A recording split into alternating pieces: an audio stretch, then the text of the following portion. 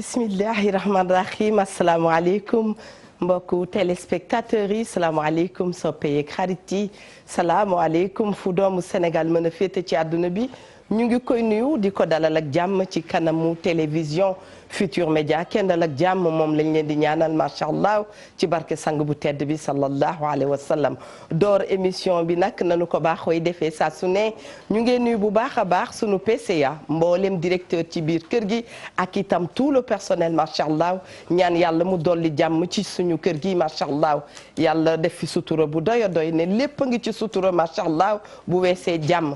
kon bokk équipe bu Pape Cheikh Diallo itam ñu ngi leen di nuyu Pape Cheikh namoon nañ ko dégg nañu xeetu baax yi waaye merci à toute son équipe vraiment ñu ngi kontaan bu baax a baax macha allah di leen nuyu di nuyu ñi nga xam ne itam ñooy kilifa diine yi ak kilifa aada yi boole ci cofeel gu dul jeex ne àdduna lu ne cofeel la macha allah. yal na yàlla yàggal seen taxawaay boobu yal na ci jàmm bokk yal na ci wér bokk bu nu waxee wér rek sunu xel dafay daal di dem ci sunu xalifa généraux yi macha allah yal nañ fi yàgg lool te mu ànd ak wér ànd ak ñaan bu nangu saa su ne ndax ñoom ci lañ dëkk di ñaanal askan wi waaye nag yal nañ ko bokk ak yéen ngeen yàgg fi te mu ànd ak wér. ñu daal di wax salaamaaleykum mbokk yi dem seeti ñi nga xam ne ay malade lañu li may wax rek àdduna daa naqadi te ku yàgg ci àdduna da nga xam ne lu ne am na nattu du wees moo waral ñenn ñi ne ci feebar ne sax ku fi feebarul ku ne yaa ngi fajaate lu yàlla xam doy na yàlla wéral malade yëpp macha allah bañ a tëral kenn. acteur de la santé yi dañuy bokk ci nuyoo bi noo ngi leen di ziara itam ñeneen ñoo xam ni caabi daf leen a féete gannaaw jafe-jafe àdduna la àdduna moo ni mel ku fi yàgg di nga ñam ci yi fi am les hauts et les bas de la vie ku weddi rek xool sa bopp léegi saa yi nga yeewu kontaan léegi saa yi nga yeewu jaaxle nekk ci jiixi jaaxa boo xam ne da ngay ne yàlla yow rek la ko teg waaye yàlla nag moom dafa kamal macha allah sañ nañ ko tàllal loxo ñaan ko yaa rabbi mu soppi yi nga xam ne mooy yi ñuy jaaxal mu def ko bànneex macha allah kon ñu ngi koy ñaanal ñi nga xam ne caabi daf leen a féete gannaaw bu baax a baax ñaanal ñi ñu baaxoo woon di ànd ak ñoom tey ñu nekk ci njéggalu sunu borom njéggal googu yal na ko yàlla yokk ci barke Seydina Muhammad sallallahu alayhi wa sallam bu nu koy wax rek xel day dem ci sunu ay wayjuru bopp ndax ñooñu meññ baaxoon ba dee xajoon nañ fi waaye yàlla def na li gën yàlla na foofu di noflaay ci ñoom sunu ay wasila nu ngi leen di bàyyi xel di ñaan yàlla mu taas ñu ci barke mag ñu baax ñi macha allah te loolu ñàkkul Sénégal sunu maam sunu soppe ba maam Cheikh Tidiane Sy Al Maktoum ak ay soppeem yal na yàlla taas ñu ci seen barke. am jogoma itam ñu ngi koy jaale beau frère am bi nga xam ne mi ngi tuddoon Badou Diko suñu waxee Badou Diko dañuy dem fële ca Bakel di leen jaale macha allah famille Badji yëpp mami Badji ñu ngi koy jaale mami Babi autant pour nous ñu ngi koy jaale borom këram bi génn àdduna kon bokk am njaal mangook di wax téléspectateur bi mu dal ak jàmm remercier képp koo xam ne tey ci suba jël nga sa clavier yóndee ma message yóndee nga ma ñaan yóndee nga ma ay wax yu rafet yoo xam ne bu leen foog ne da ngeen koy wax rek noonu waaye yàlla xam na ne day dugg suñu xol yàlla xam na ne daf ñuy encouragé yàlla xam na ne dafay gën a neexal suñu nekkin ñi ma wax joyeux anniversaire maa ngi kontaan ci ñoom di leen ñaanal di ñaanal itam ñi ma bokkal bés bi ku ci mel ni soxna Ami Ndiaye ak sama chéri ba ca Italie macha allah nu ngi leen di wax ñoom itam joyeux anniversaire à tous les natifs du 4 février macha allah jërë ngeen jëf may jox kàddu gi inspecteur Ndoye Bane moom itam mu nuyoo bu ko defee ma dikk ci Mami Linguère ak invité de marque boo xam ne ku remarquable la ci ñun ñu sopp ko ndax ni mu mujjee di doxalee àddunaam ñu sopp ko ndax expérience am macha allah mu am courage ñëw fii kon réinsertion sociale lu am solo la waaye nu ñu koy defee mooy jàppal ma jàpp Ndoye Bane bismillah ci jàppal ma jàpp. merci beaucoup Eva ñu ngi lay ziar di ziar Mami di ziar sëñ Ousmane di ziar kilifa diine kilifa aada yi ci réew mi yëpp. di ci jiital sunu sëriñ ba Cheikh Bassirou Abdoul Khadr di ko ñaan mu yàgg fi lool te wér. amiin Bane amiin. waaw di ziar waa Pire Sañu Xor gi yëpp di ca ziar sama xalif ba Serigne Mansour Cissé. dañuy daal di gàttal nuyoo bi ginnaaw tey moom sa anniversaire la. te dañuy korkoral heure bi ñu lay souhaiter joyeux anniversaire. di la ñaanal gudd fan ak wér gu yaram. amiin Bane projet yi yàlla mottali ko. amiin boole bàyyi la ak imam ba ngeen àndandoo rek dem daal di dem àjjana. waaw di leen ñaanu baax koppare yeeg yëpp daal. macha allah nit ku baax nga xam ne damay bañ ko jooy mais xam nga su may bës ngay jooy. xam naa ne kon yemal foofu. voilà waaw ala jooy. ala li waa ji doon ne guerrier laa du ma jooy. te sama façon voilà ku yokkul da ngaa wàññi. te wax dëgg yàlla wàññi woo. yal na yàlla def lépp jëm kanam. amiin yaa rabbal aalamiin yal nañ ko bokk. amiin soxna Linguère. wallaay gâteau cadeau lépp la ñuy joxe. sama cadeau man dama garaaw de. waaw doo xam naa lool. xam naa lool. ayca Linguère bi. kon dañuy ñëw rek door dañ daan dooreeti ne te jërëjëfati Cheikhul Khadim Cheikh Ahmadou Bamba sunu yaakaar yi tey ëllëg. sama maam yàlla mag Nelson Mandela tëpp koy jaloore di ziar mboolem kilifa diine kilifa aday di ñaanal sunu soppe ba sunu maam Cheikh Tidiane Al Maktoum yàlla na yàlla yokk leeram taas ci barkeem Serigne Mountakha moom Cheikh Mouhamadou Bassirou yàlla na yan bi woyof lool ci kawam ak mboolem sunu xalif généraux yi ndax yéenay kennu mbaar mi yéen a ngi ñaan fu ngeen toll te jàmmi réew mi rek ko waral ngeen di ñaan waaye comme ni ngeen ko waxee rek kon dañuy ñëw ñu ni dagg foofu nuyoo bi fas yéenee rek ñëw sóobu ci mbir mi waaye nag di jaale mbooleem sama famille yaay jooju Njaay Jaata yow xam nga ne bu lu tiis dalee ci sa kaw day dal ci sama kaw dal ci kaw ñëpp ndax sa baax sa yaatu Omar Ngala Diop moomu fi jóge di borom këru maam Sey Njaay ñi ngi koy jaale bu baax a baax famille Njaay gi yëpp aana maam Ndeykan maam Aminta yéen ñëpp ñu ngi leen koy jaal yàlla na leen dëddoo jàmm te fa mu jëm di noof laayam waaye dellu si waat rek tey di wax joyeux anniversaire man comme noonu ñu koy waxee sax happy birthday man wax dëgg yàlla am dama koo munut ne kon ma waxal la ko ndax nit ku baax nga yàlla xam na ne mosuma koo defal kenn waaw gis naa lépp du ma la tontu happy birthday danaa ko happy birthday Eva ñi ngi lay ñaanal nga dund ba énervé ndax sa dund am na njariñ yaay Roqaye Daba Njaay sunu doom jooju ak coppati Sambay Naar di la wax ne la daal loo dund doyul ndax sa dund am na njariñ macha allah fekke ko bu ay ati amin Diop amin ñu ngi lay nuyu grand Ousmane di la wax bismillah bàyyi la nga nuyoog téléspectateurs voilà merci maa ngi nuyu téléspectateurs yi comme ni nga ko waxee mais yéen également di leen sant ci invitation bi muy yow Eva Ban Linguère di wane aussi sama mbégte ci participer ci plateau tey bi très bien dañu lay wax bismillah di la wax Ousmane Gaye la tudd di ne intervenant de terrain maanaam day dem sur le terrain di ànd ak waa centre boobu ñoo monsieur Ba dem sur le terrain di sensibiliser population bi ci jëfandikoo sinébar mooy fàttali moom da caa newoon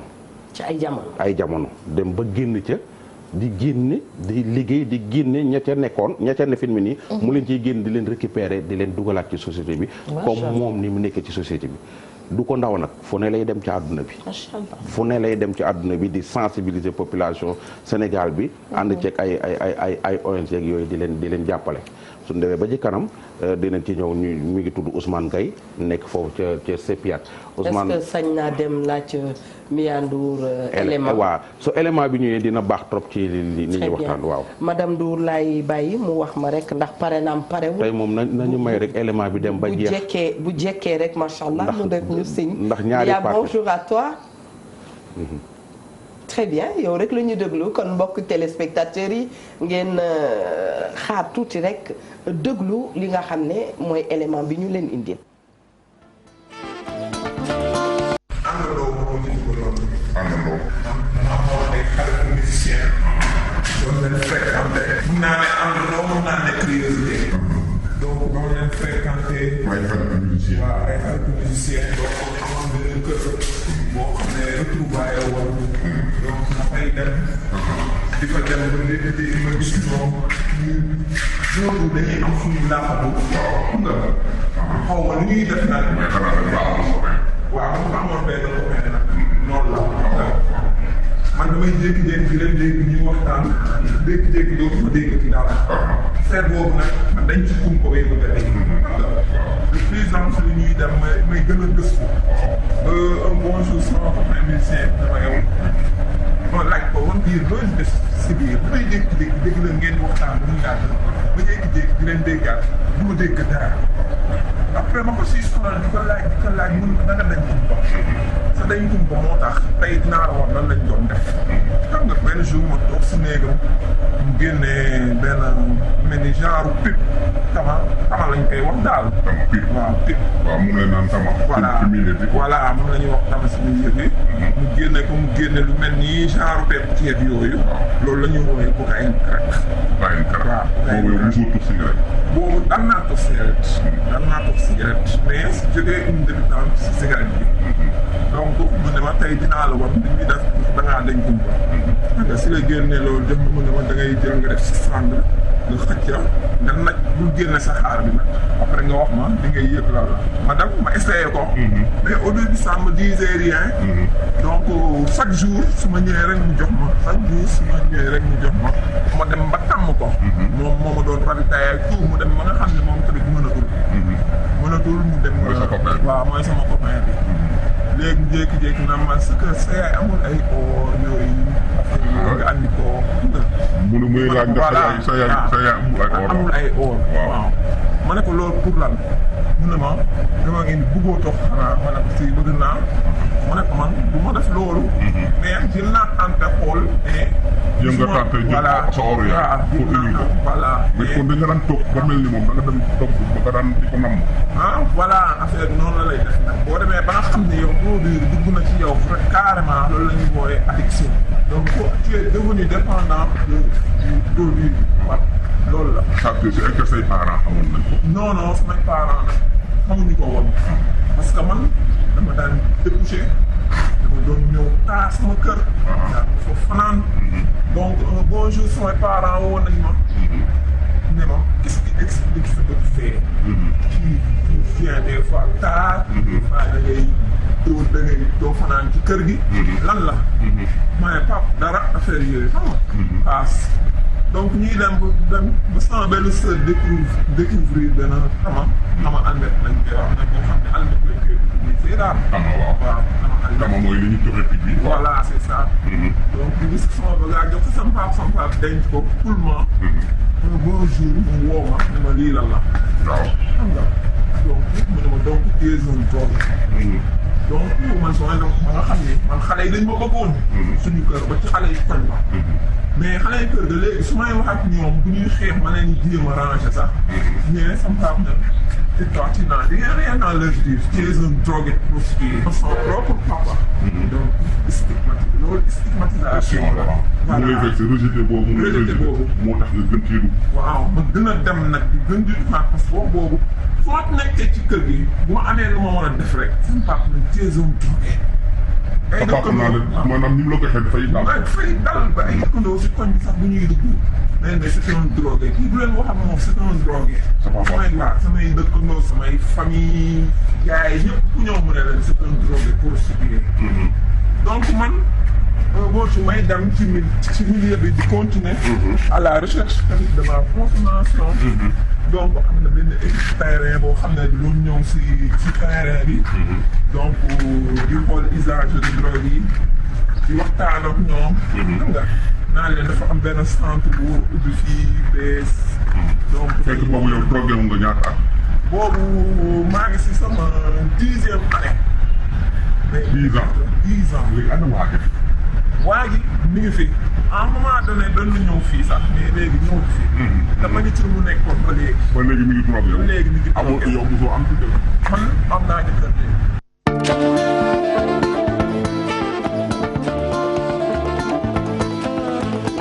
kon mbokku téléspectateurs yi ñoo ko gisandoo pour won leen ne effectivement bu ñu dee waxtaanee drogue am na ñoo xam ne jot na leen a laal. waaye ni ma koy waxee rek dellu si moom saa bu la ko yàlla mayee saa bu la mayee nga yeewu. xamal ne mën ngaa dellu si moo xam ci loo mënti doon macha allah kon à cette brave dame. ñu ngi koy ñaanal des lendemains meilleurs. pas-pas boo ko amee rek incha allah lépp di nga ko réussir. waaye dugg ci enlisé wu ci. ne du ma bàyyi utooku la jàppale naka bambara yi waxee. bu néew làqatoo ña ko war a sang dana dem ak tilimaayam àllaaxira kon boog nu ñuy yëglu di yëgle suñu bopp di wax ci lu ñu nekk ndax ñu mën ñoo xëcc macha allah. wala fi ne bu ndox tuuroo an bàq ca des man jóob ma lànk ne rootil balaa teen ba dey. très bien kon boog félicitations à cette charmante dame elle est très courageuse. yal na yàlla sàmm. aywa bismillah leen dina ci gën a ñëw. gay dina ci ñëw ban dina ci ñëw. dégg nga soxna soosu li mu expliqué. yow nga ni intervenant de terrain nga. lan mooy sa rôle ci liggéey bi. bon c'est que ñun en fait ay intervenant outreach la ñuy wax. ay intervenant de terrain intervenant outreach.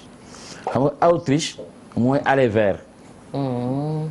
moo tax ñun dañoo cartographier l'ensemble des scènes de drogue de Dakar fépp foo xam ne dañ fay jëfandikoo drogue di ko fa jaay di ko fa jënd di ko fa tox ñun cartographie nañu scène yooyu suñu quotidien dafa consister dem dans ces scènes de drogue rencontrer ñi nga xam ne ñooy jëfandikoo sinébar bi mener ak ñoom ay intervention de réduction des risques parce que dañu gis ne ñaar moo am ban ak ban bi ci njëkk mooy da nga leen di accompagner ñu préserver seen santé en attendant nga inclure leen dans un protocole de soins loolu moo tax loolu mooy suñu liggéey liggéey la nag bu doy waar dëgg la liggéey boo xam ne am na ñoo xam ne sax dañuy jàpp léeg-léeg ne ñun dañuy def la promotion de la consommation de drogue ndax dañuy dem am na ñu koy xalaat seulement parce que dañuy gis ñuy dem ci ñoom di yëkkati ay seringue di leen ko may di leen jox ay cupule fii léegi ngeen leen di tiire ñu génn waaw parce que problème bi posé mooy justement yi xam nga boo seetee les scènes de drogue dafa am ay feebar yoo xam ne daf fay rodé dëgg la lu mel ni tuberculose c'est vrai lu mel ni hépatite lu mel ni VIH sida te lii tax mooy léeg-léeg héroïne buñ ko jëlee def ko joint di ko tox di ko paasante dañ koy def ci ay béréb yoo xam ne dafay làqu te li ko waral mooy ñoom dañu nekk une population cachée ndax répression bi nga xam ne dañ leen koy réprimer mais ruqaat yooyu nga xam ne ngelaw du fa bari ñuy tox di paasante joint héroïne yi loolu dafay favoriser seen exposition ci jàngoro bi ñuy wax tuberculose mais boo seetee également jël bi ñuy jël héroïne di ko fóon ak ay këyit xam nga les parois nasales dafa oyof mën nga dugal këyit fóon ko sans nga sentir ko mu gaañ la am taq-taqu deret boo xam ne sax xëy na bët du ko gis keneen jël boobu këyit mooy itam fóonee ko transmission hépatite transmission VIH mën na fa jaar mais bi gën a scientifique muy ci explication mooy également li ñuy wax transmission sanguine maanaam jël bi ñuy jël héroïne jël seeni seringue di ko jamu léeg-léeg nga jam ba noppi jël boobu seringue keneen jël ko jamu ko keneen jamu ko ñu wàllante feebar yooyu te feebar yooyu tant que ñu ngi koy wàllante nekk ay nit yoo xam dañ nekk ci biir société bi boobu jàngoro du yem ci ñoom day law donc dafay nekk finalement une question de santé publique c'est vrai loolu mooy tax nag ñun ci suñuy intervention ñu leen di ñuy def li ñuy tuddee distribution d'outils de consommation leen jox ay seringue ay cupule ay paille ak yooyu pour ñu koy jëfandikoo te jubluwuñ ci lu dul ñoom ñu mën a bañ a wàllante feebar bi seen biir te feebar boobu bu ñu ko wàllante seen biir du yem ci ñoom day dem ba ci population bi yëpp de manière générale loolu dama la ciy tegal bu nit dee lab boo ko bëggee maîtrise boo ko bëggee jàppale faaw da nga xool noo ko maîtriser ba noppi soo kaa sa njàpp c'est exactement ça waaw mu nekk liggéey boo xam nag dafa am approche bu muy laaj dëgg la parce que nekkul liggéey boo xam ne da ngay tëb tëb def ko c'est vrai je pense que ñun ñi nga xam ne sax ay intervenant de terrain lañu dañu ko jàngal dañuy defal formation sur le travail d'intervenant de terrain. parce que liggéey bi ngeen di def am na ay risques yu leen ci mën a fekk bien sûr dem naa ci mën ngeen dem ci ko agressif mën ngeen dem ci ku nekk en manque ba nga xam ne justement mais yooyu yëpp nag dafa am noo koy noo approche booy am par rapport ak loolu jéem a neutraliser xam nooy waxtaanee ak ñoom loolu suñuy technique la suñuy façon la naka nga def ba découvrir centre bi dem fa ba toll fi bon c'est-à-dire xam nga man li ma ko mën a waxee mooy waaw li may wax rek parce que avant centre bi tijji waaw CRCF lañ nekkoon centre de recherche am benn enquête bu ñu defoon Sénégal waaw ñu tuddee ko enquête UTSEN usage de drogue au Sénégal oui enquête boobu révélé non seulement l'existence de la consommation de drogue au Sénégal oui drogue injectable héroïne cocaïne mais également ñu wax ne ci biir enquête bi téeméeri nit ñuy jëfandikoo drogue yoo gis 23% yi presque am nañu jàngoro yi hépatite d'accord hépatite C justement boo seetee également ci wàllu VIH ñoo ci jël cinq personnes ci 100 yu ne am nañu jàngoro yi sida alors que en ce moment le taux de prévalence du VIH au sein de la population générale c'était moins d'1%. Waaw moins d'1% te bu dee ci usager de drogue yi la boo demee da ngay gis ne dafay nekk presque 5,2%. donc dafa nekkoon taux bu énorme ci instant yooyu nag ci la ñu recruter comme ni ma ko waxee defal ñu formation sur l'intervention de terrain yóbbu ñu ba ay Maroc sax ñu def fa ay jàng dellu si waat ñëw di def liggéey bi nag jëmale ko ci ñi nga xam ne ñi ngi jëfandikoo ñi ngi jëfandikoo sinébar te jubluwuñ ci lu dul jàppale leen c'est-à-dire que jox leen ay outils de consommation ñu injecté wu proprement le temps de préserver seen capital veineux bon ñu préserver également seen santé ba keroog ñu leen di inclure dans un protocole de soins mooy gunge leen et même quelquefois physiquement sax su ko laajee je pense que reportage bi ñu seetaan léegi ndaw si sax mi ngi koy wax waaw mi ngi wax ne dafa rencontrer équipe de terrain équipe de terrain boobu ginnaaw bi ñu jógee CRCF ñëw CEPIAT ba léegi ni liggéey boobu ñu ngi koy def waaw mais nu mu tuddati équipe de terrain gis nga nu mu tuddati Eva démb bi mu fa demee da nga leen di gis ni ñuy liggéeyee nga xam ne ñii très organisé waaw nga déglu reportage bi femme bi mi ngi wax faram moo ko ci dugal ni ko tout da ngeen di gis jékki-jékki da ngeen di jékki-jékki seey ñëwaat fi ngeen di dem fan la mënu ko da ngaa dañ kumba xaar ma ñamal la ci la ko génneel gënd gi pip bi ñuy toxee héroïne taalal ko mu tox cocaïne crack mu tox crack waaw mooy xeer bi ñu doon wane keroog te xeer la des fois day nekk xeer am na yoo xam ne poudre lay doon mais suy ñëw defe naa xeer lay doon poudre lay nekk mais après dañ koy jël togg ko c'est-à-dire façonné ko justement ak bicarbonate waaw wala ak léegi nag mu jàngal ko ci tux bi muy tux di tux ba njëkk am dégg nga ko far baa ngi naan ko suñu ko amuñu xaalis amuñu luñ ko jëndee mun ko est-ce que sa kër yaay am nay or dëgg la xam mi ngi koy pousse pour mu sàcc oro yaayam des fois or yi feeñ ci réer ci kër yi ñu koy jiin bindaan ma wala ko di ko jiin jàmbur des fois mu doon sa doom bu góor wala sa doom bu jigéen boo xam mooy sàcc or bi dem jënd ji ko bagage yooyu dégg nga fi gën a garaaw te mu bëgg faa rebondir ak moom laaj ko ci seen liggéey naka lay doon boddi bi ko papaam boddi su reportage bi continue waaw moom mooy ñoom dañ ciy xeex papaam nee na ko drogué nga toppal fari amoo dara loo wax ci reportage bi continué woon da ngay dégg mu ne ko suy wax ak xale yi ci kër gi sax papaam danaan ko amoo looy wax ak xale yi parce que yow drogué nga di ko pousse di ko wax ba quartier bi ñëpp commencé koo xool bëtu drogué nga ci la xale bi nag daal di femme bi dem complètement di fréquenter drogue yi ci la léegi naka ngeen di def pour mën a xeex loolu nga xam ne boddi boobu askan wi di boddi ñooñu dañuy drogué wu xam nga li nit ñi xamul mooy problématique gu usage de drogue dafa nekk problématique bu complexe gis nga damay wax toujours ne nit ñi li ñu xam rek mooy consommateur de drogue alors que consommateur de drogue seen bopp dañuy wax sax sérieux leen dafa am ñoo xam ne dañu ay consommateur de drogue lañu mais à titre festif ay fête rek waaw fête ba fête ci la ñuy jëfandikoo drogue ci la ñuy jël héroïne wala ñu jël cocaïne am ñoo xam ne c'est des consommateurs occasionnels am ñoo xam ne nag c'est des consommateurs au quotidien finalement maanaam consommation répétitive boobu ñuy def bés bu ne nga koy jël mooy dem ba dugal la dans une dynamique de consommation problématique mais boo xoolee dëgg-dëgg ñi soxla sax prise en charge ñan la mooy ñi nekk dans une dynamique de consommation problématique parce que des bobos mais oui parce que da ngay mujj dem ba nekk ci précarité da ngay mujj dem ba nekk ci vulnérabilité c'est vrai te li ci doy waar mooy nit ki bu demee ba tollu foofu dafay nekk ku feebar en réalité mais malheureusement loolu duñ ko xam mais dañ naan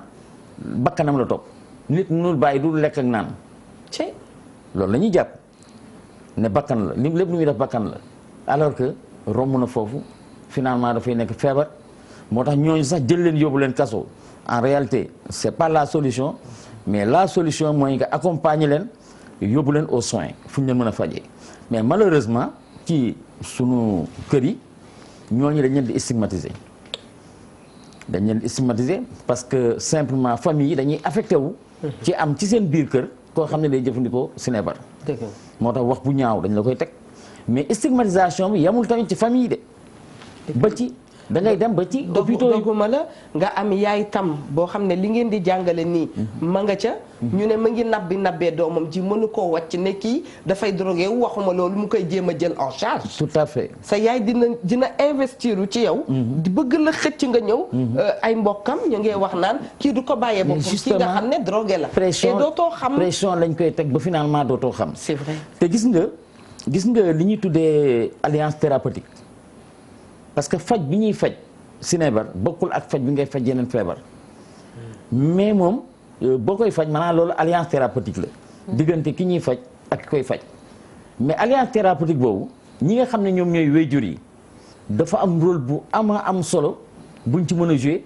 pour réussir am ci mais balaa nga naan naam ne fa su fekkee ne ki ñu war a faj déjà nekkul ci kër gi bund xataal nañ ko yàq nañ ko lu ne poussé nañ ko ci mu auto stigmatiser boppam ba génn parce que bari na ñoo xam ne par exemple ñi ngi ci gorod yi bari na ñoo xam ne ñi ngi ci yeneen kër ci ay maison close ak yu mel noonu te fekk na li ko def mooy dañ leen stigmatiser seeni biir kër ba finalement ñu auto stigmatiser seen bopp mu jur rejet mais li doy waar mooy loola dafa laaj liggéey bu doy waar en dehors sax faj bi te stigmatisation boobu yamul tamit ci ñooñ de léeg-léeg nga gis par exemple boo demee ci structure de soins yi fi ñu leen war a fajee nit dana jub sax di faj nit mais mu leer ko ne kii kuy jëfandikoo sinébar la mu pare ci doon ko faj mu pare ci mais mu pare ci ndax ñàkk patience pas ñàkk patience mais jàpp bi muy jàpp ne kii day drogué wu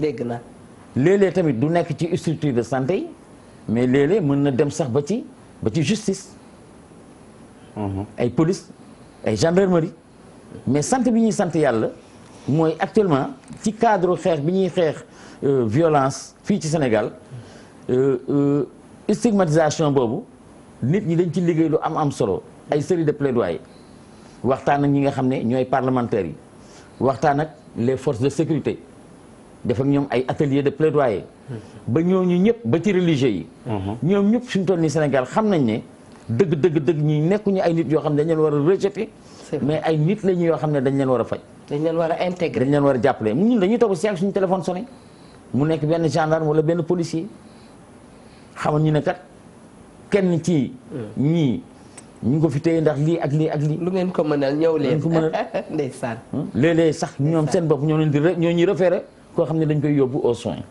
mais li wóor ba wóor aussi mooy am na liggéey bu am solo bu ci société civile di def lu mel ne l'Alliance nationale des communautés pour la santé ñu ngi leen di nuyu bu baax di leen voilà sargal ma ngoog tout à fait nga xam ne dañuy liggéey ci wàllu googu ak AJ Pastef ak Centre Jacques Chirac mais waaw mais dañ ci def liggéey bu am solo parce que plaidoyer yi may wax ak dans les commissariats ak yooyu mais AJ Pastef moom moo ko def ci programme ANCS muy programme régional mais dem bi ñuy dem ba ci prison yi tamit kooku centre de sensibilisation et d'information Jacques Chirac moom moo ko def ba ñi nga xam ne sax dañ nekk ci kaso yi te ji jëfandikoo sinébar dañuy dem ba ci kaso yi sax leen fekk leen sensibiliser nga xam ne bu ñu génnee dañ leen di mën a accompagner delloo leen seen kër très bien dans le cadre de la médiation familiale. merci foofu la ñuy Ndoye Bane ñu ngi ñëw. wax na léegi dañu remarqué ne jamono bi ñu toll jamono yi activistes yi la. mais itam activistes yi ñu gën a ràññee ñu ngi fii maanaam ñi nga xam ne ñooy yëngu ci lépp loo xam ne dafa jëm ci genre. ba nga xam ne ni mu ko waxee ñu ngi xeex ci violence. bi ñu teg jigéen ñi. métital bi ñuy métital jigéen ñi. violence itam basée sur le genre. te yii yëpp dafay doon xeetu yëf boo xam ne. faaw ñu koy waxtaanee. ndax dana gën a yaatal. bu ñu waxee violence violente nit ki bokk na. ci sax nga war ko mën a xëcc mu jóge ci mbir. nga buux ko mu gën caa dugg. bien sûr kooku xeetu violence wala nga jël ay kàddu teg ko ci moom. dëgg la dëgg la. ndax violence bi gën a doy waar te nit ñi duñ ko jàpp. waaw xam nga paaka sax mën nga ko jam nit. mu cicatriser wu. mais am nay kaddu yoo xam ne boo ko waxee nit. ba ilaa yow mi din du cicatriser wu da koy fàttali ko. et je pense que même ci reportage bi. feeñ na ci. parce que ndaw si nga dégg muy wax ni man je pense que lii muy wax. lu yàgg la. certainement comme ni mu ko waxee mais gis nga ba léegi nii mi ngi koy nettali te bu koy nettali tey la. boo koy dégg dafay mel ne tey la. te passé na. waaw te pourtant ndeysaan lu passé la. alhamdulilah. mais dañ ciy sant yàlla parce que moom mi ak ñu mel ni moom dañuy yokk courage. c'est vrai ci liggéey bi ñuy liggéey. c'est vrai ci nangu xeetu nangu. te boo seetee ay nit ñu bari ñoo xam ne. ñu ngi woon ci sinébar bi ba mu yàqu seen adduna. tey jii fexe nañ ci liggéey bi ñuy liggéey delloo si leen bañ ñëw. yóbbu leen aux soins ñu encadre leen faj leen donte faj bu metti la faj bu jafe la faj bu complexe la. parce que damay wax ne li nit ñi xamul mooy feebar yu bari dañuy gis benn médecin moo koy faj mais feebar bu sosoo ci jëfandikoo drogue dootul nekk liggéey benn nit. une équipe pluridisciplinaire. C'est vrai. te ñoom ñëpp ki nga xam ne mooy jëfandikoo drogue bi muy patient bi ñu war ko faj moom mooy nekk au centre de leur préoccupation soo seetee nga commencé ko ci infirmier yi foo toll ñu ngi jël ay constantes nga dem ci pharmacien yi nga dem ci assistants sociaux yi psychologue addictologue sans compter que jëfandikoo bi nit ki di jëfandikoo sinébar dafay jur li ñuy tuddee ay comorbidité léeg-léeg sax mën na nekk ay comorbidité psychiatrique donc tu es obligé un psychiatre léeg-léeg aussi di lay xool ce qui fait que c'est un traitement boo xam ne bu doy waar la. Un traitement d'ensemble. Voilà c'est un traitement d'ensemble donc il faut une équipe vraiment pour cette réussite. bu dynamique. waaw te lu jiitu loolu également. laata nit di faj foog mu gis ku muy faj. c'est le lieu également remercier ñi nga xam ne ñi ngi ci terrain yi mooy ni ma waxee. sama mbokk yi. muy taw. muy naaj. ñi ngi ci scène de drogue yi. léeg-léeg ñu saaga leen léeg-léeg ñu menacer leen lu ne. mais ñu koy def ndax bu la gëm aussi bu benn ñu gëm xale liggéey. doon laaj léegi jàkkaarloog yow ne tiens tonton est-ce que li ma nekk mën naa ci génn lan nga koy tontu. mais bien sûr dama naan ko mën nga ci génn. parce que li am solo dans la vie. mooy nga xam ne àdduna jeexul. yaakaar moo fi am. dama mës a toog ak sama benn góor bu ñuy wax El Hadj Amine Niang Guèye. yal na yàlla seddal bàmmeeram. amiin yaa rabbal mu xaddamu Seyd Cheikh la woon Ahmad Tijani Si radiyallahu anhu daan wax ne. buya aji jàpp gi dul bàyyi. ak aji yaakaar gi dul yàkkeeku yàgg li mu bëgg dina ko am. waaw mais nit ki saa boo bëggee dara nga jàpp te bàyyi woo. nga yaakaar ne ndimbalal yàlla mën na la fekk si. bañ a découragé te yaakaar googu yàkkeekuwul yàgg li nga bëgg da nga koy am. amiin yaa mais liggéey bi ngeen di liggéey nii. macha allah yéen ñi nga xam ne yéen intervenant de terrain yi. état bi moo leen di fay. wala centre bi moo leen di fay wala. non malheureusement am na loo leen ciy am. waaw c'est-à-dire en fait dinañ la fay mais état fayuñu bon centre bi également.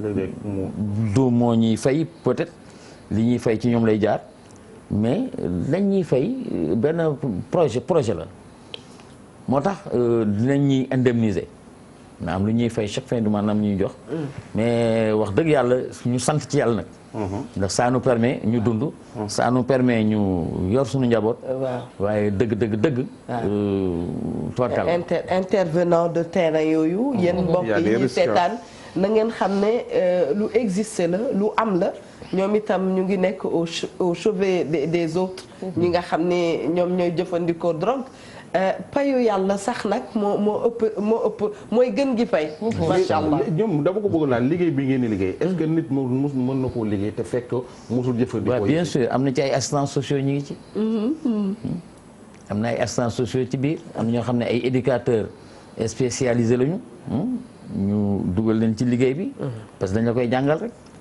jàngale c'est des outils yoo xam ne dañ la koy jàngal mu nekk ci yow nga développer ko de telle sorte que ça boo da ngay mën def liggéey boobu parce que réduction des risques comme son nom l'indique da ngay réduire ay risques waaw nit ki nga xam ne daal day jëfandikoo nga ne ko du nii nga koy jëfandikoo moo tax léeg-léeg ñu ñuy tooñ sax naan ñu dañuy def la promotion ñenn ñi xamul naan dañuy def promotion wu consommation de drogue. man foofu nga toll fi ñu lay encourager ma dox kàddu gi mami yaa ngi recevoir encouragement wu nit ñu bare. ñuy wax ne kontaan nañu. ci ni ngay doxalee sa àdduna. kii nee na voilà Eva suñu waxantee dëgg rek des exemples comme ça. ngeen war a woo ñuy toog. ñuy mun waxante ak les plus jeunes. nit a ko wax fii. macha allah mami. wallaay mais li ñuy wax noonu yëpp xam nga ba tey li ñuy wax naan weñ gaa nga bañee ca mbànjaxaan ga lu mu wax que ñee ñoom ñi ngi ci di jéem a wàññi risques yi parce que nañu waxante li fi nekk tamit. lii dafay xeex boo xamante ne pour nga def ko. faaw nga jàppee ñoom ci fi ñu nekk. moo gën toog ba gën a feesal kaso yi. te ku nekk xam na ne ak loi Latif Gueye bi. yàlla na yàlla yokk leeram. kaso yi day gën a fees di dem. parce que drogue bi du fi jóge. day continuer di dugg. surtout nag xaw ma Grande Nigéria mi xaw ma moom buñ ko taalul. drogue bi day gën di dugg. kon jàpp naa ne yéen ñi nga xamante ne. yéen la ñu war a dooleel actuellement. tout à fait. yéen la ñu war a dëgëral. pour que ngeen gën a mën a taxaw ndax grotte yee. amul kuy dem di fa jële jee xale ya fa nekk. am na xale yu fa nekkoon ci ay jamono léegi ay magum jëmm lañ. bu ñu génnee xamuñu autoroute à péage bi fu mu féetee. ñoom benn problème lañ am mooy nañu am seen drogue. am lu ñu lekk delluwaat ci biir grotte yi. am nañu nekkoon ci pont bii. émergence bii. dox naa ci ba samay daal dagg. dëgg la wallaay damaa far sippi samay jaaj toog. jooy naa ko fu ne. fan la ñu mujjee. ba ma koy waxee ne dañ doon wax naan ndaw si dafa bari wax ak ndaw si day agressé nit ñeeg ndaw si day wax di gaañ. fa ñu ba ñu gaañoo ñëpp yëg nañ ko. dëgg la bien sûr parce que dem nañ fi ba xale yi agressé nañ fi nit daw dugg ci biir. ñu tegal leen ay pneu taalal leen. waaw dëgg la yaakaar naa keroog bañ leen di génne metti woon na kenn ku nekk. est-ce que booba suñu jëloon ku mel ne yéen. dooleel leen tey utal leen ay oto. am na fi ay L200 AD yoo xamante ne ñu ngi koy jox ñoo xam ne ñañ koy jox. dañuy dem di ko gaare wala ñu di ko teg feneen. nañuy jël mbir mi di ko dugal fa mu war a dugg. ñu wutal leen tey ay oto yoo xamante ne da ngeen ciy déplacé wu. conditions yu difficile ci la ñuy liggéey. ci jàmm seen ay déplacement dañu amoon oto. mais fii ñu toll nii di wax ak yow amuñu oto sax bu ñu liggéeyee. da ngeen di jóg di dem ci terrain. mais da ngay jógee dem ba Parcelles Assainies wala nga dem ba Diamaguène Diacksao dama wax ne Sénégal amul quartier bu ndul jaay drogue amul. fekki booy yi ci filawoo yi. fu ne ci biir ak ci biti xam nga am na loo xam ne. du ma ko mën a wax mais dama ne. waaw ñun suñu liggéey dañuy cartographier l'ensemble des scènes de drogue. dégg nañ yi fi nekk dégg nañ la. waaw ñun du ñu ay policiers. mais ñi ñu intéressé du ay dealers. mais ki ñu intéressé mooy kiy jëfandikoo Sénébar bi consommateur bi ñun kookoo ñu intéressé. te ñu bëgg ñun kooku la ñuy wër. te ñu bëgg xam nga man lu tax may insister ci pour nañ leen jàppale Eva. tey xale bi nga xamante ne mi ngi jël drogue ba egg na ci fenn fi dafa ubbee sànq lu am solo. mooy ki nga xam ne famem dañ ko beddi. askan bi beddi ko mais moom dafay dem ba dafay bañ boppam. mais bien sûr. parce que daf naan man tekkiwu ma dara. c'est exactement ça. représenté tu ma dara. man mënatuma baax ci àdduna. dëgg la diig naa ba pare. léegi kooku nit dina toll foo xamante ne moom mënatul génnee boppam. nit ne moom moo ko fa mën a fekk. may ko loxo muy dëgg. àdduna randonnée pédestre la. bu nu nee bëreet ñëpp ay départandoo mais ci arrivé am na ñoo xam ne faaw ñu may leen loxo. wala que ambulance eggale leen. léegi ndoy baal ma parce que li may wax nii. daf ma neex dëggantaan man mi koy wax sax. ndax dafay loo xam ne dañ ci war a taxaw duut ci baaraam. dañ leen war a fekk fi ngeen nekk ñu jàppale leen xam nga lu tax Eva. Sénégal nañuy bàyyi ba jaan dem ñu topp ci watis ba di dóor ak yuuxu yu rëy. sonal ñu tànqal ñu journal yépp wax nañ ko ba mu fees. lan la ñuy wax kañu rey. ka ko rey lan la def dafa drogué wu woon. kañu rey. ka ko rey lan la def dafa tux yàmba. kañu rey lañ la def. ba mu koy rey lucidul. mais ci bi muy ñàkk lucide ba dem ba xelam dem. moom bëggatul boppam. donc moom dem kaso. xam nga dafa am ñoo xam ne dem ngénte ak dem dëj lañ yemale képp. ñaar yëpp ceebu yàpp bu weex lañ fay toog. donc ñoom dara safatu leen. ñooñu nag nga dimbali ñii dooleel ñii ba ñii mën leen fa fekk. mën leen jël. parce que li mu wax dafa am solo aussi chaîne la benn maillon bu ci dagg bu nekk rek dafay manqué. faj la mu garaaw moo xamante ne yaay ji kese mënul faj. papa ji kese mënul faj. ki lay xoolee bëtu drogue nga mënul a faj. donc faawu ki ci jaar ba jàll ku la njëkk a taal may la ab doom. donc nañu bàyyi wax ju bari jeex xaalis bi ñuy dugal ci séminaire yi. di tëju di séminaire al drogue. yow jamono bi ngay tëju di séminaire al drogue yaa nga ca drogue ba yow ci sa bopp. wala yow jaay nga drogue ba ñëw toog di séminaire. wala yow ña koy daw di ko xeex yaa nga leen bàyyi ca mbedd ma. yow ñëw tëdd ci hôtel bu nooy. te daale jongama ju nooy. taal clim bu nooy. dawal oto bu nooy. ni ne da ngay séminaire ci drogue. fi drogue bi di jóg. te nag maanaam doguma la. mais li nit ñi xamul aussi mooy que ni. léeg-léeg sax ñu wax ko comme ni nga ko waxee nit agressé ñu ne drogué la bu nit reyee nit ñu ne criminel la bu nit reyee nit ñu ne drogué la mais ñiy jël drogue ils ont tous les profils. ils sont à l'image de la société. di nga dem ci homme de médias yi gis fa ñoo xam ne dañ koy jëfandikoo. mën naa ko jël ñëw toog ak sama zénitude totale. dañ koy jëfandikoo ci homme de médias yi nga dem ci enseignants yi am na ñu ko fay jëfandikoo. ca docteur ci homme de sécurité yi ci médecins yi dama ne. dans tous les secteurs d'activité de la vie ba ci religieux yi. boo taxawee foofu tuuti. tooñu ma enseignant yi ci waxtaan nañu nekk ci waxtaan nañu nekk di nga gis léeg-léeg enseignant boo xam ne nañu ma baal moom mii ñëw war a jàngal xale yi dikkul.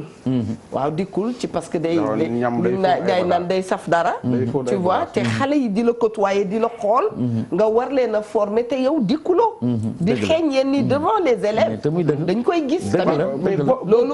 loolu corps professoral bi moo ci war a bàyyi. effectivement mais su fekkee ka ca war a bàyyi. da ngay daan gis surveillant boo xam ne nañ ma baal day dikk. nga ni surveillant bi de dafa saf neex waaw.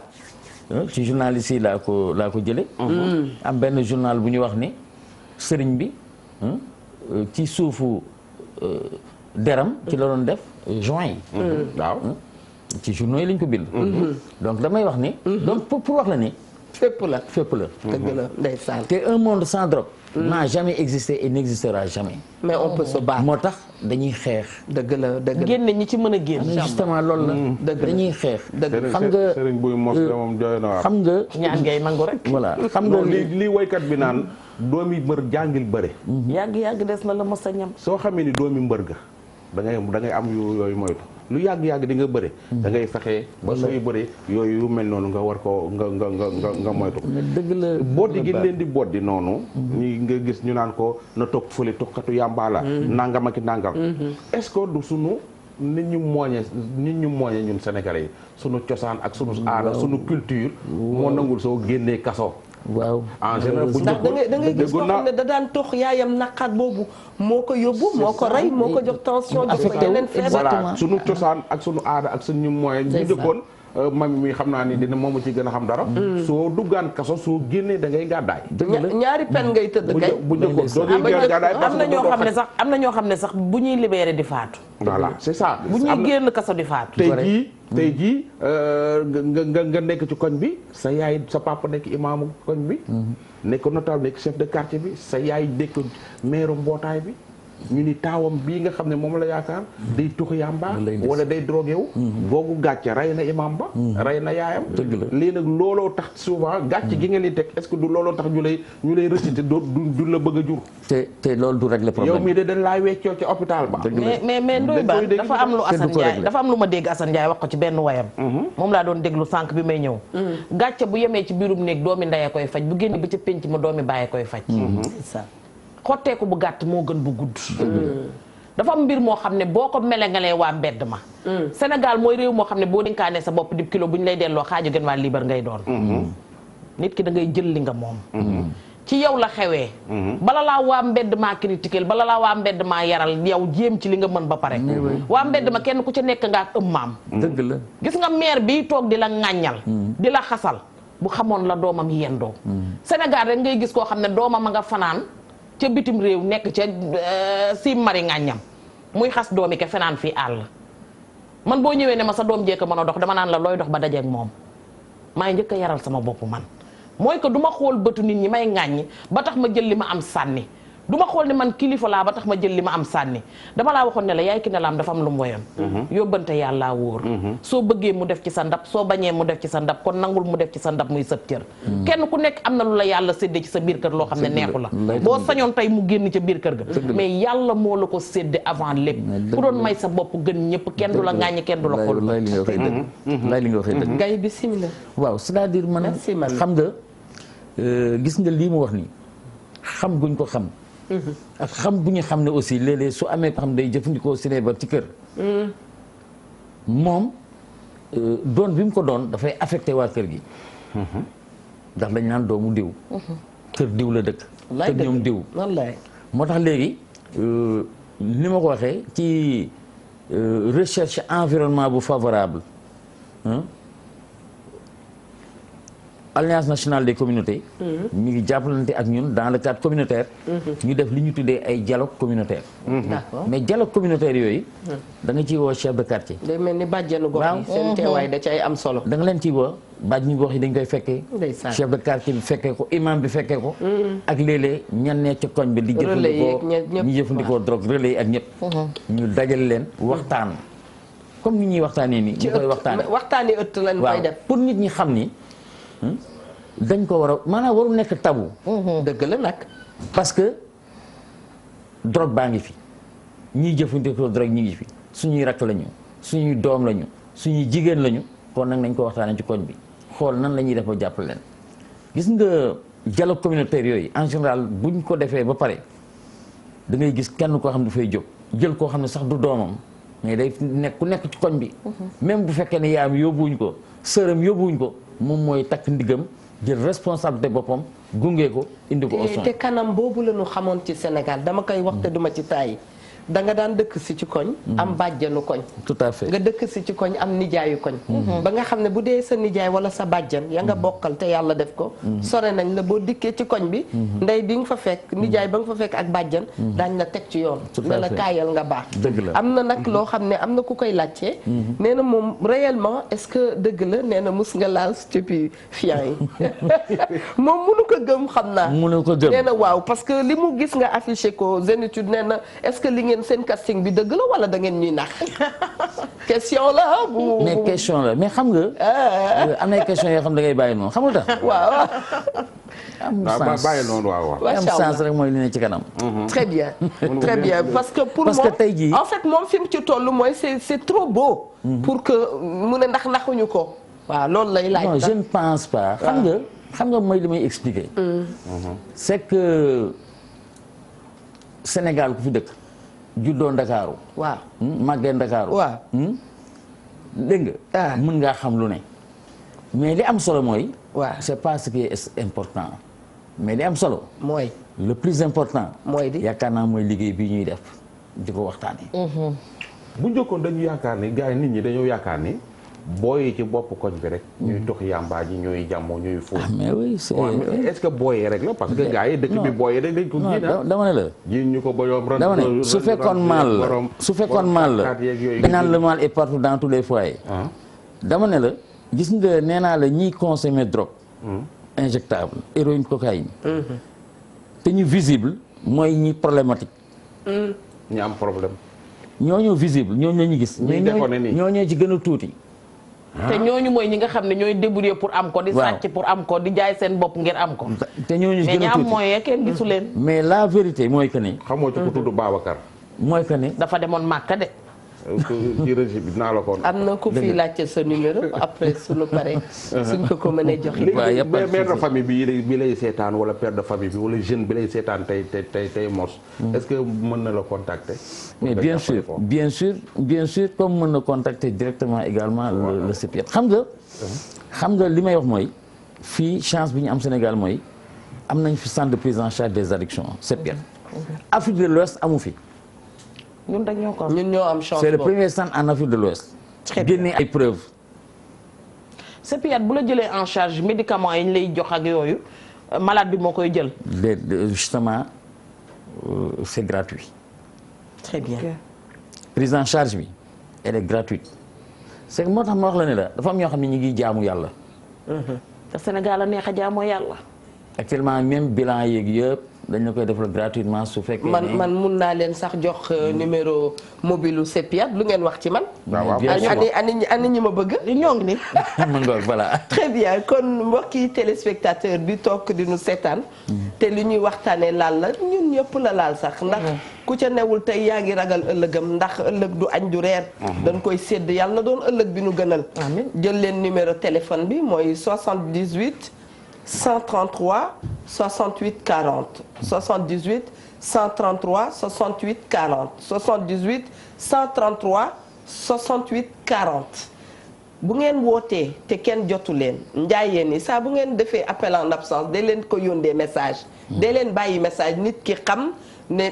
woote ngeen jotu leen ngeen bàyyil ko message. waaye dañuy dégg woo naa la fukki appel. ma ni la bindal. beneen bi ma bëgg a boo ñàkkee bi jàpp bi. beneen bi ma bëgg a yokk ci sa message boobu Eva. loo ci yokk. mooy am na kilifa goo xamante ne tey yàlla mënee na la gan. dëgg la kay. jaar nga fii ba jàll. dëgg la. mbir bala ngaa xam la mu saf. nga màcc ko ba yàbbi. dëgg la te su bon amul woon baax du am njariñ. Dakar du ku ko maccul ndax boo nee jaar naa marché Castor damaa te ñemoo saako Dakar yee ku la ñeme ne la duma jaar nga ci ba jàll te yàlla mënee na la gan. dëgg la xëy na sa passé bëggoo mu nekk présent wu yenn xale yi tey wala yow xam nga ne yow mi alal ji nga am ni ca nga ko jëlee woon waaye dem nga tey ba yàlla soppi na la waaxul dem ba ci centre bi nga yëkkati sa tuut sa nga am defee ko fa jaamu yàlla tuubee ko jéggaloo ko la nga defoon démb tooñ sunu borom aayul de tooñ ba pare utal koy seede wala nga lànk bañu tuuba garaaw ndax yàlla ko bari njéggal la waaye nag ni nga koy liggéeyalee mooy la nga nekkoon démb ba génn ca tey nga jàppale ña ca tollu tey te bañ a toog rek yor sa làmmiñ bu ñaaw yor sa wax ju rëy gis nit sax yàlla bindoo ko mu yob wala xëy na ay bëtam xonq mbaa mu amee ndoxum si téem nga topp ko rek drogué bi tuxkat bi geeskat bi naankat bi te yaa ko gën a nekk drogué ndax xol bu bon moo raw drogué parce que drogué bi xëy na dafa am benn lu muy jël loo xamante ne bis bu ko bàyyee gën la yow kon jëlal ci sa tuut sa nga am nga waaxu dem ci centre bi ñoom ñaanu ñu dimbal de wooteloo wuñu kenn mais man maay wax ci fi ma toll man ngeen dem ngeen jàppale ñooñu état bi jàppale leen borom barke yi jàppale leen ki nga xamante ne ragal na ëllëg bi ki si biir ay doomam dugg ca ñu jàppale leen parce que tuut soos nga fay teg ëllëg mën naa law ba ñëwaat ci yow moo ngi mayee poche bu deret yam ndax xamoo ki ñu koy solal fan lay féete ci c'est important loolu noonu nga wax na ko sénégalais yi dee def dem maye deret am na solo lool macha allah yaa ngi dox sa soxla waaye am na koo xam ne tokk deret bu jóge ci yow daf koy may gudd fan day tax mu dellu si waat ngalla bu leen ko fàtte baaxoo nañ di ko wax dans Wareef yaa nga tëddit Eva Tra di wax nga naan mooy yow man lu may wuti sa piyaat man tuxuma tuxluwuma sama doom geesu ëllëg bi ki si biir mën ngaa xëy sa doom nekk drogué bi lay jommal demal sa piyaat yóbbu fa sa tuut balaa ëllëg boo fa amee soxla mën faa def mais fan yii pass ñu ngi doon dégg ay nit daal di romandaat ay dañoo war a liggéey laa ci yàmbaajo ak ñoom seen yéen noo leen recevoir fa laa lay bàyyee nga tëjee fa de noonu lañ gisee loolu. est-ce que solution la pour xeex affaire yi. waaw xam nga man je pense que ne loo gis am na lu ëpp solo loolu. xam nga boo seetee drogue bi ñu ngi ko criminaliser mooy la fameuse loi Latif Guèye. man je pense que balaa ñuy wax ay problème mu légaliser ci société bu mel ne Sénégal. je pense que ne le débat warul tourner foofu fii sunu culture sunu diine ak yu bari am na loo xam ne mayuñu ko am loo xam ne bu ko ñu bari sañee aussi ñun war ñu ko sañ mais je pense que ne suñu xoolee par exemple jël bi ñuy criminaliser bi ñu ko criminaliser li muy def ci kaso yi muy fees ak yu mel noonu je pense que nit ñi xëy na waroon nañu xalaat lu mel ne dépénalisation ñu dépénaliser ko wala xëy na buñ la ci jàppee ñu def comme injection thérapeutique buñ la jàppee au lieu ñu lay yóbbu kaso ñu fexe nu ñu lay yóbbu nga dem faju ji soo ko nangoo je pense que voilà xool xalaat ci yooyu je pense que moo gën ci fii ñu toll di xalaat ay légaliser ak yu ne mel. très bien maanaam am na lu fu ñu war a gën a mën a taxaw. léeg-léeg ñu jël ci jàpp ci waxtu bi waaw léeg-léeg ñu jàpp ci kenn yóbbu ko kaso ba. mu teg leen coono boo xamante ne. mais dëgg la. ñoom sax dañuy dem ba dañuy doyal ndaxte kooku xelam dem na yàgg na. dëgg la am na kuñ ci yóbbu woon dañ leen di deewoo am na kuñ ci yóbbu woon camp pénal mu dóor fa nit ñi dóor yu am maanaa waaye. dóor yu am farata mais soo demee ba dof complètement boo demee ba sa xel tukki. sa xel tukki carrément. am na yoo xam da nga di gis nit ñi départ nañ. mais bien sûr tamit dëgg. ñooñu mën ngeen ci daal. waaw xam nga tamit parce que mairie ay rab lañ koy. il faut ñu comprendre tamit ay rab da koo waaw jàpp. mais xam nga. xam nga fekk waa Walfadjri ñu ngi leen di féliciter pour émission bu rafet bi. Ba chef de village merci à toi. ndeysaan. xam nga li ma ci mën a wax mooy. te léeg-léeg aussi dañ koy jiiñ consommateur de drogue yi. léeg-léeg nga gis koo xam ne du sax jëfandikoo drogue. waaw waaye xelam day dem. waaw day am. léeg-léeg nga gis koo xam ne du jëfandikoo drogue. nga gis ne agresseur la cigarette sax du ko tux. te muy agressé. léeg-léeg nga gis koo xam ne dafay sàcc te du consommateur de drogue. donte da ngay gis koo xam ne. sàcc ak lucidité yii yëpp dana ko def te fekk dafay consommer drogue. d'accord. donc il faut am na yoo xam ne il faut ñu relativiser ko. man tout le temps foofu laay waxee. mais li wóor ba wóor mooy. xel mu dem CEPIAT du ko faj. du rôlam CEPIAT c'est un centre de prise en charge des addictions maanaam képp koo xam ne yaa ngi jëfandikoo sinébar ak xeetu sinébar bu mu mënti doon moo xam héroïne la moo xam cocaïne la moo xam alcool la moo xam gaz la ak façon yu ni mel yëpp boo ñëwee CEPIAT dinañ ko faj mais bu xel demee am na fu ñuy tuddee psychiatrie loolu mooy seen liggéey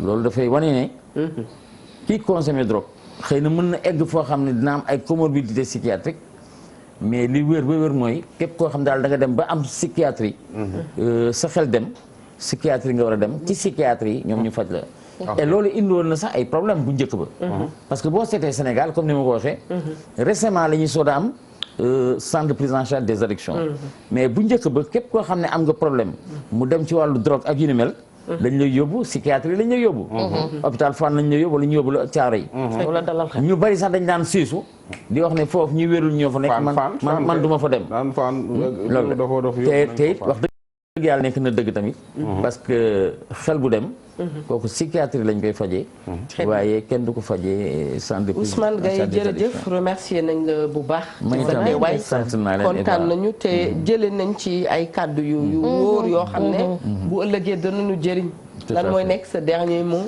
bon suma dernier mot mooy liggéey bi ñuy def dañ ko gëm macha allah lu ñu gëm la lu ñu bëgg la te yàlla seede na ko waaw mais dañ koy def aussi ak beaucoup de difficultés bokk na ci difficultés yi oto bu ñu demee ci terrain bi sax amatuñ ko d'accord oto bu ñu demee ci terrain bi ku leen ci jàppale ngeen jël équipe de terrain amatu ko kuñ ci jàppale ñu jël ndax dañuy liggéeyal askan wi bi mujj nag mooy que ni ñu xam tamit ne ñii nga xam ne ñooy jëfandikoo drogue bi nekk ay consommateurs de drogue tudd ñu yeneen tur ay awa la ñu tudd Mati la ñu tudd Moustapha la ñu tudd Saliou la ñu tudd ay sénégalais bon teint la ñu fii la ñu juddoo suñuy rak la ñu suñuy mag la ñu suñuy jigéen la ñu suñuy jarbaat la ñu seen place nekkul ci ay cellules de prison nekkul kaso mais seen place mi ngi ci ay centre yoo xam ne dañ leen fay faj lu mel ne centre de prise en charge des addictions bu Dakar